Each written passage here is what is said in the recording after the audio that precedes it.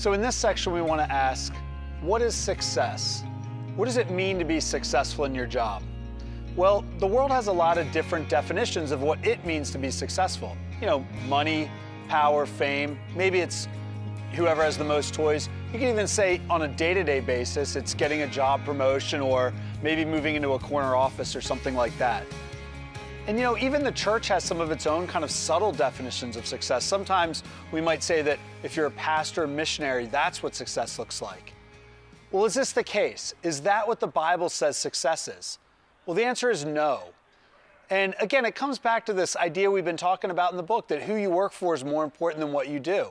And so there's not a final end of your job or final thing that you're going to accomplish that's finally going to make you successful. Why is that? Well, it's because your job can never do all those things that the world promises. Your job can never bring you ultimate happiness. It can never bring you ultimate fulfillment. It's never going to be the thing that gives you this ultimate identity. So what's the answer then? What's the answer to this question I posed earlier? What's the definition of success? Well, we aim to be faithful to the King. That's what it means to be successful, to be faithful in whatever assignment He's given you. You know, that might include making a lot of money, maybe.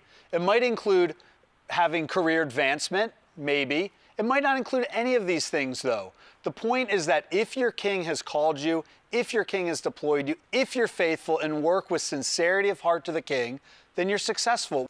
And you know, when this becomes your goal, when this idea of success becomes your goal, to be faithful to King Jesus, it's enormously freeing.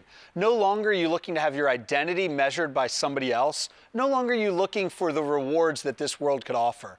No, instead what you're doing is you're saying, Lord, with what you gave me, I used it. I was faithful with what you gave me and where you placed me.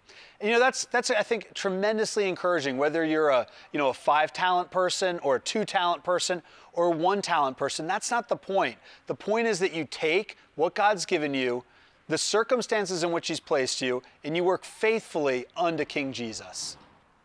You know, on a personal level, it's been so helpful for me to think about success in the Bible's terms as opposed to the world's terms, because it is so freeing. And one of the passages that's been most encouraging to me is Proverbs 16. As you look at Proverbs 16, you see what God does and what we do. So what do? Well, we make plans, we cast lots, we determine steps. We think about what it is we want to do, we plan. But what does God do? All of a sudden we see God answers, God determines. You know, this chapter of Proverbs is incredibly important, I think, especially if you're an ambitious person who's used to trying to thinking and planning about what you're going to do with your life. It's incredibly important to see that all of that is subject to King Jesus. You know, looking at this passage, it's really helped me, again, personally, kind of develop a personal work motto.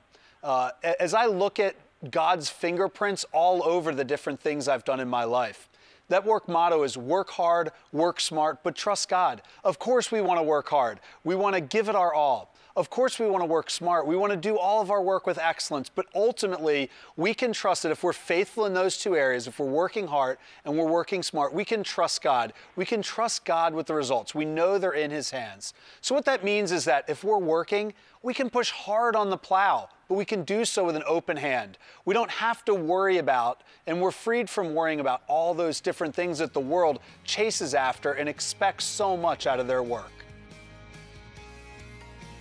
So we hope as you conclude this study, as you think through these ideas, you'll conclude with us that who you work for is so much more important than what you do. And the freedom you have in working for King Jesus overcomes any idolatry you could have for work or any excuse for idleness at work.